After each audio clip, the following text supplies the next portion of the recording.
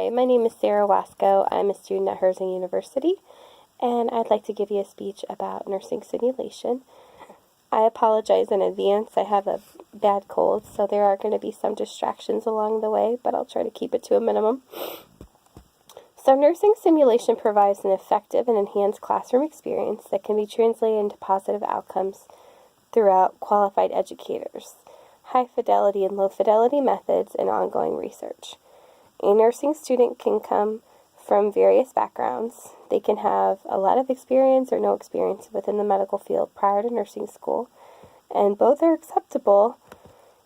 It's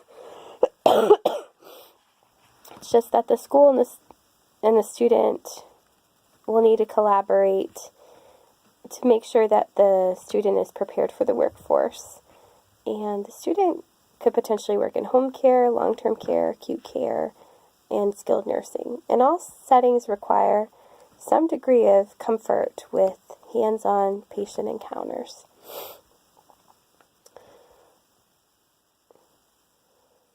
Nursing students entering professional practice can find it difficult to transfer classroom learning into clinical practice. Simulations offer strategies to provide the students with hands-on, practice-based instruction and other the opportunity to assist with educational goals. So, nursing instructors generally need to be certified in order to do simulation. They will receive a Certified Healthcare Simulation Educator certification, or it's the CHSE. Approximately 1,000 nurses have it worldwide. They must hold a BSN or higher, or even a bachelor's degree in the healthcare field is also acceptable. And the person must have 2 years of continuous simulation in healthcare education, research, or administration. So they just have to have variable experience. So the applicant will do some test prep, and then they will take the exam, and they need to score at least a 75% to obtain the SHSE certification. So from there, the educator can work in a simulation lab with students per the simulation principles.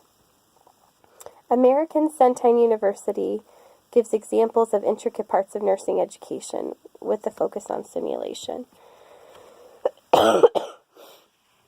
So, education strategies include preparation, simulation, and debriefing. Preparation is done before class or lecture, and this is just a self-study piece that's done so the student is familiar with the information before it's formally presented. Simulation is the application of the instructor's guided scenarios that play out based on the student's level of prep work. So an example would be the student studied heart failure at home, and then they came into the simulation lab and they had a scenario and they had to explain if the patient was in right-sided or left-sided heart failure per the mannequin symptoms. And then we have debriefing, and this is reflecting on the opportunity to review personal performance and receive feedback from an instructor. So this is where the student and the instructor come together and say, this is what you did well, and this is what you could do different next time. There are 2 types of simulation, according to American Centene University. There's high fidelity, and this is very sophisticated equipment like computerized mannequins that can mimic pulses and pupillary responses. They can even have changes in blood pressure based on what the student has done. And this is just more of a critical care situation. And then there's low fidelity, and this can mimic role-playing, practicing an IV on a somewhat lifelike arm, or practicing communication skills. So there can be something tangible with low fidelity, or it can be communicating therapeutically. So here's an example of a low fidelity item. So this baby is not very lifelike, but you kind of get the idea. So maybe a student would benefit from holding the baby, feeding the baby, changing the baby before going to an obstetrics floor. That way they have some grasp of a baby if they don't have experience. So this is just a low fidelity example. And both options are good, and the student can reflect on their preparedness and their decision-making ability.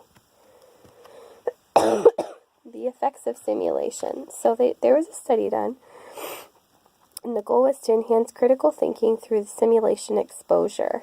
So it included a multi-site pre-test and post-test design. There were 237 nursing students from 3 different programs, and they were all in a pediatric practicum for approximately 11 months. So the students that did 1 simulation, there wasn't enough data, but the students that did 3 simulations, there was positive outcomes with critical thinking, including prudence, intellectual eagerness, and healthy skepticism. So we would benefit from more research, even to do comparative studies. And then Johns Hopkins University also does a lot of simulation. They're a part of the National Simulation Study.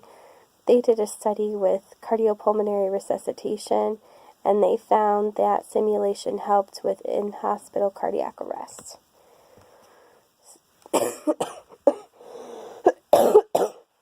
Students simulate the best practices in safe and quality of care while learning to think critically, problem solve, and provide care in a safe, non-threatening environment where mistakes can be made without a patient risk.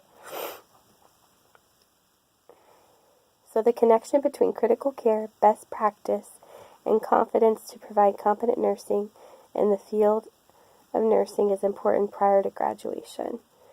We can accomplish this by incorporating simulation to nursing education while collaborating with high and low fidelity methods and conducting research studies to ensure effectiveness. Thank you.